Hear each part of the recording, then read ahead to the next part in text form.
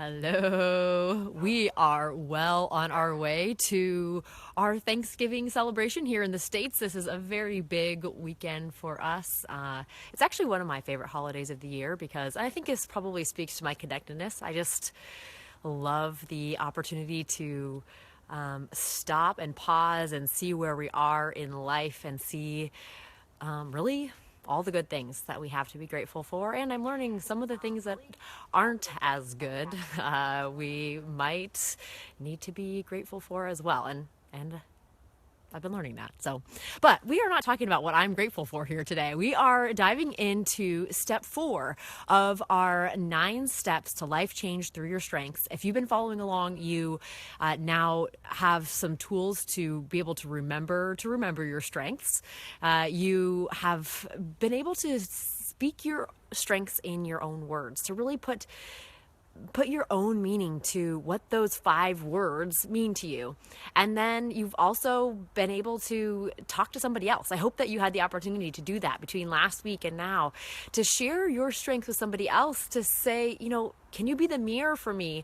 I walk around with these strengths all the time, but I don't necessarily see how they come across to other people.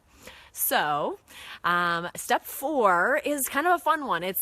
I was reflecting, it's kind of the last one that is self-reflective before we start jumping into the next steps that really require a little bit of work. So we'll just have fun with this one this week, this holiday weekend. This is something that when I start my day, as you might imagine, if you know anything about me, I start my day with a huge checklist.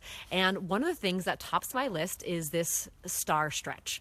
And if you've been around for a while, you know that one of my favorite metaphors for strengths and the strengths paradigm is that we are not meant to be well-rounded, but rather we are meant to be shaped like a star, where we are focusing on the sharpest points, and that as we grow those sharpest points, that's where we're going to find most energy, least frustration, most success in our lives.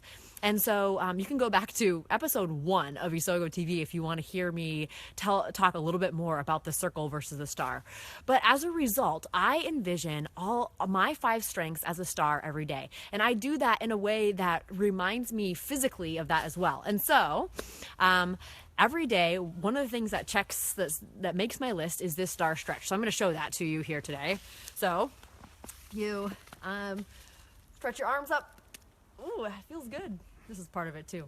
Put your arms up, your head high, your feet out. And this is your star. And this is your star stretch. And really, I know it sounds a little strange, but I do this in my room, in my office, when I'm working throughout my day to remind myself where my strengths lie and what they do for me. And so you might imagine your strengths being on your head or on your feet or on your hands, that each one has a place. So for me, my hands are my achiever, my arranger. These are the things that by which I get things done, and they're the things that people see the most about me, the things that I get done. My learner is I assign to my head to say, this is my mind that drives me. This is my desire to learn, and my desire to always kind of have something new is what drives me. And then my foundation, my feet, are my belief and my connectedness. That's kind of the why behind what I do, and it's what I stand on. So that's how I remember them. If you're more creative than I am, you might imagine other parts of your body holding your strengths. There were some really creative friends of mine in a workshop that I did in China, where she said, that ideation belonged in her heart because it was the core of everything she did. And so the idea here is that there would be kind of a mind-body cue in your everyday that not only reminds you to get off your seat and stretch, which is a healthy activity in and of itself, but that gives you a cue to say, these are my strengths, remind you again what they are and what they can do for you. And in that moment, when I'm stretching out and I am remembering what my strengths are, I'm thinking, how am I doing right now at this moment applying my strengths? Am I frustrated? Am I feeling anxiety? And if I am, then how do I use these things to get out of that place and to get to a place of more energy and more productivity? So that's step 4. Like I said, it's kind of a fun one. It's a simple thing to add into your day that will, as a daily activity, make a huge difference in your capability of using your strengths for life change in you. So that's step 4. Thanks for tuning in today. You see that we are in winter wonderland here in Rochester as our Thanksgiving time with friends begins. And I hope that your Thanksgiving or whatever you're doing this weekend is something that energizes you and fuels your strengths, and is that you can stretch your star and remember to live by and use your strengths every day.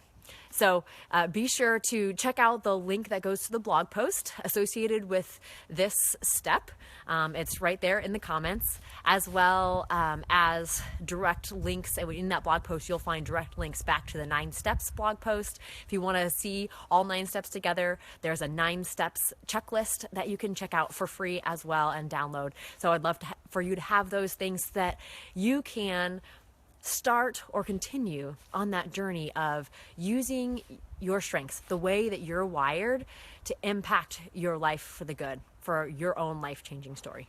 So see you next week for step 5.